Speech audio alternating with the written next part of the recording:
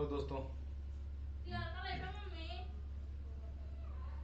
मैं हूं एम मल्होत्रा और आप देख रहे हैं प्ले विथ इंग्लिश लैंग्वेज।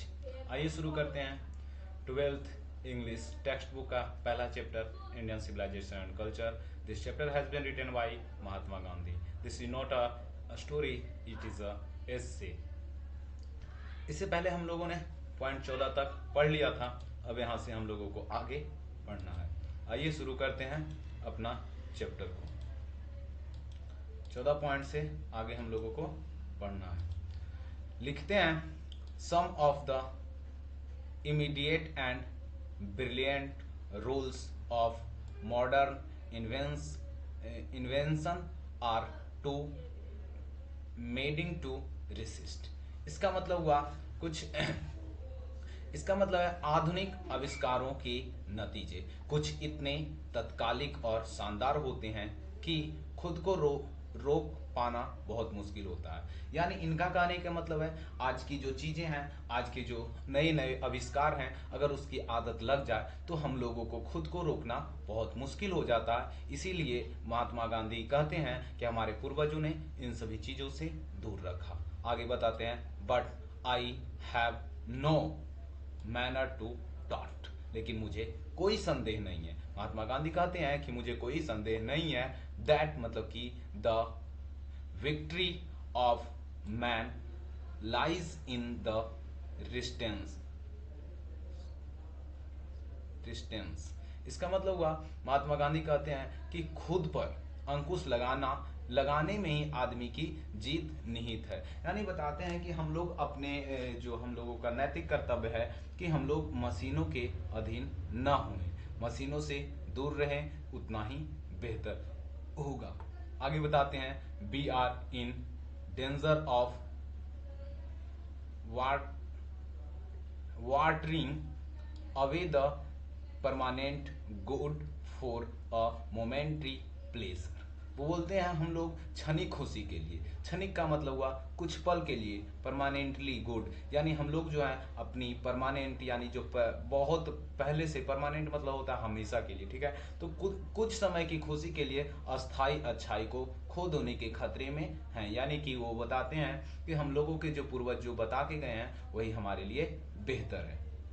आगे बताते हैं, just as in the best they have made wonderful discoveries in things material.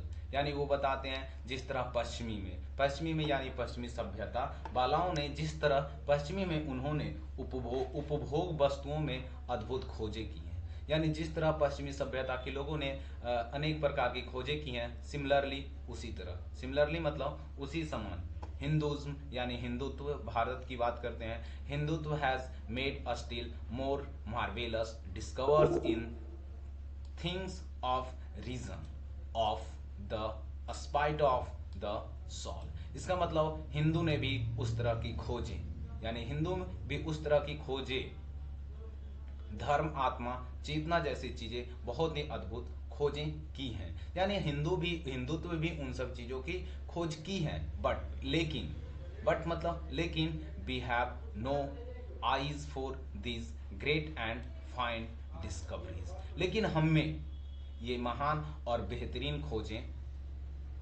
नहीं दिखती। यानी हमारे जो पूर्वज हैं हम लोगों के लिए बहुत कुछ खोजें की है, लेकिन हम लोगों के उनकी खोजों में कुछ महानता नहीं दिखती, ऐसा महात्मा गांधी कहते हैं। वाकई में जैसे कि हमारे पूर्वज ने हम लोगों के लिए बहुत सारी चीजें छोड़ कर गए, लेकिन हम लोग उसको न मानकर हम दूसरी सभ्यताओं का पालन करते हैं, ऐसा महात्मा गांधी कहते हैं। आगे बताते हैं, वी आर डेजल्ट। यहाँ पे एक वर्ड आप देख रहे हैं डेजल्ट, इसका मतलब होता है चकाचौंध हो जाना या चौंधिया जाना, ठीक है। Dazzled by material progress that western science has made. यानी पश्चिमी विज्ञान ने जो भौतिक प्रगति की है, हम उसमें हम चकित हैं, यानी उससे चौंधिया गए हैं, हमारी आंखें चौंधिया गई है। हम उसी को देखकर ऐसा लगने लगा है हम लोगों की वही बेस्ट है, हम लोग बेकार हैं। I am not in mode of that progress. मैं उसी तरह तरक्की से कोई लगाव नहीं है। यानी ये बताते हैं कि मुझे वैसी तरक्की से कोई लगाव नहीं है और मुझे वैसा तरक्की नहीं चाहिए। इनफैक्ट, वास्तव में, इनफैक्ट का मतलब क्या होता है? वास्तव में। इट ऑलमोस्ट सीम, यह लगभग ऐसा लगता है। एज थॉट, थॉट मतलब होता है सोच। गॉड इन हिज विजडम, जैसे भगवान ने अपनी बुद्धिमानी से, किन्होंने? भगवान ने, ऐसा लगता है जैसे भगवान ने अपनी बुद्धिमानी से हैज प्रिवेंटेड, प्रिवेंट मतलब होता है रोकना, ठीक है, prevent India from progress along those lines. इसका मतलब हुआ भारत को उन रास्तों पर आगे बढ़ने से रोक दिया। प्रिवेंट मतलब अभी बताया, रोकना होता है। तो ऐसा लगता है भारत को उन रास्तों पर आगे बढ़ने से किसी ने रोक दिया है, गॉड ने रोक दिया है। आगे बताते हैं, so that it might fulfil it's special mission of resisting the nurse no honor honours of the materialism. इस इनका कहने का मतलब है तत्काल, ताकि भारत भौतिकवाद से इस तरह प्रभाव को रोकने के अपने विशेष उद्देश्य को पूरा कर सके। इनका कहने का मतलब है कि मानो गॉड ने हम लोगों को रोक दिया है कि आप भी भौतिकवाद न हो जाए, यानी कि हम लोगों को ऐसा, हमारे सभ्यता यानी हमारे पूर्वज ऐसा बना के गए ताकि हम उस वस्तु के या फिर मशीनों के गुलाम ना हो जाए, और इस तरह से हम लोगों को रोकने का काम किए हैं हमारे पूर्वज ने, ताकि हम उसके गुलाम हो जाएंगे तो फिर एक प्रकार से हम उसकी गुलामी में जीना पड़ेगा, बिना मशीनों के हम लोग काम करने से असमर्थ हो जाएंगे, जिसके कारण कई प्रकार की प्रॉब्लम्स आ सकती है। जैसे कि आज में देख रहे होंगे जो लग्जरियस लाइफ जो लोग जीते हैं तो उनके शरीर थोड़े कमजोर हो गए हैं और अच्छी तरह वो काम नहीं कर पाते हैं। आगे देखते हैं, आगे बताते हैं, आफ्टर ऑल। आफ्टर ऑल का मतलब होता है आखिरकार, ठीक है। After all there is something in Hindus, यानी हिंदू धर्म में ऐसा कुछ है। दैट मतलब कि that has kept it alive up till now. Up till now का मतलब होता है अब तक, यानी जिसने इसे अब तक जीवित रखा। लाइव का मतलब जीवित रखना, यानी हिंदू धर्म में कुछ ऐसा है जिन्होंने, यानी जिसने इसे अब तक जीवित रखा है, हम लोगों को मशीनों के गुलाम नहीं होने दिया है। आगे बताते हैं, it has witnessed the fall of Babylon, यानी बेबीलोन एक जगह की बात है। आगे बताते हैं,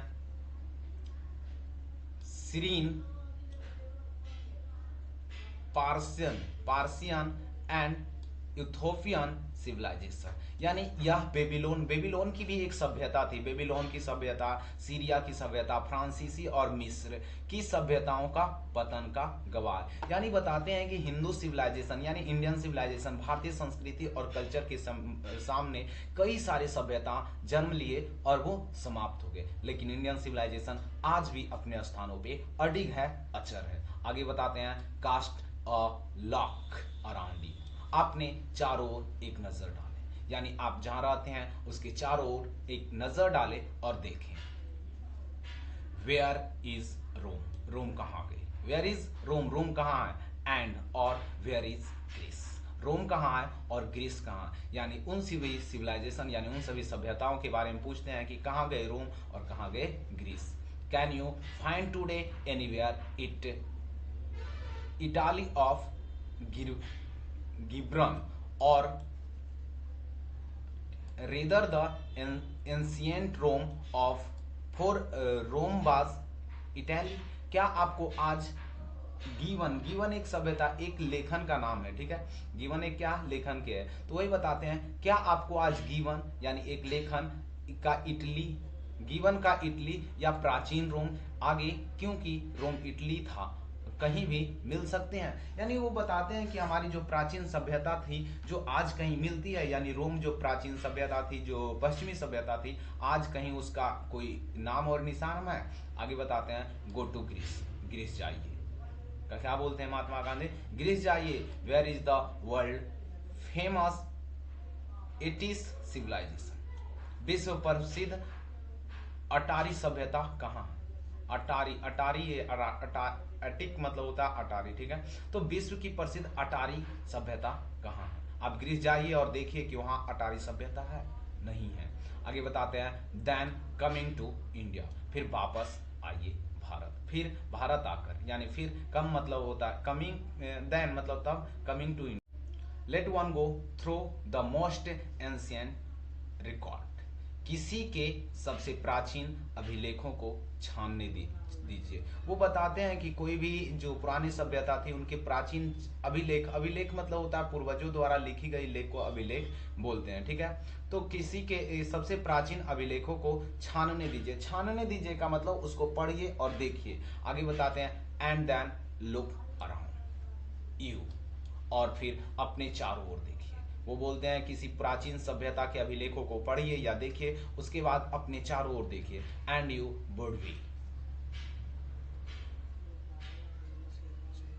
कॉन्स्टेंट टू सी, और आप यह कहने के लिए विवश हो जाएंगे। कॉन्स्टेंट मतलब होता है विवश होना, यानी वो बोलते हैं कि किसी भी सभ्यता की पुरानी बुक्स या अपनी पुरानी लेखकों को देखिए और आप अपने तरफ देखिए और आप यह कहने के लिए विवश हो जाएंगे कि SIC here ancient India still village. हाँ, मैं यहाँ देखता हूँ कि प्राचीन भारत जीवित है।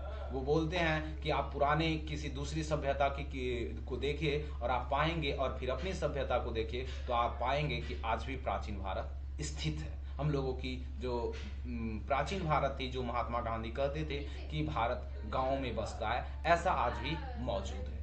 आगे बताते हैं, ट्रू, ट्रू मतलब होता है सच्चाई।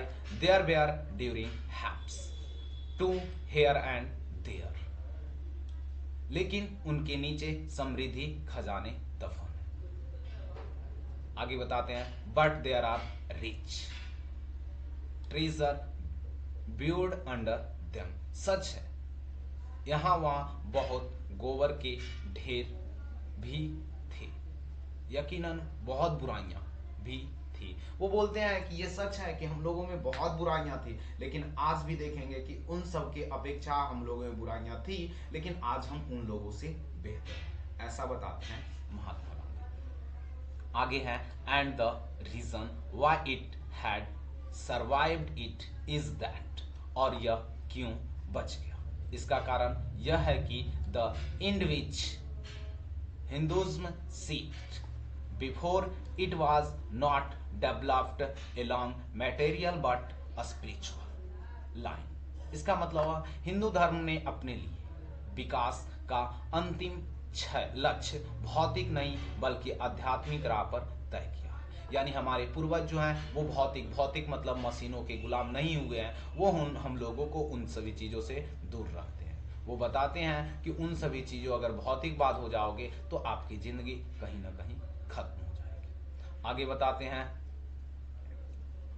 आवर सिविलाइजेशन मतलब हमारी सभ्यता, आवर कल्चर मतलब हमारा जो संस्कृति है, आवर स्वराज, स्वराज का मतलब होता है अपने राज करने का तरीका को स्वराज बोलते हैं। हमारा तरीका dependent on upon multiplying our wants self indulgence but upon restraints wants self denial. यानी हमारी सभ्यता, हमारी संस्कृति, हमारा स्वराज हमारी इच्छाओं को बढ़ने पर, आत्मभोग पर नहीं बल्कि इच्छा के प्रतिबंध करने पर, आत्मनिषेध पर निर्भर करती है। यानी हमारी जो सभ्यता है हम लोगों को उन सभी चीजों से रोकती है, किसी औरों की संस्कृति मानने से, और साथ ही साथ भोग विलास में हम लोगों को डूब जाने से रोकती है। ऐसी है हमारी सभ्यता।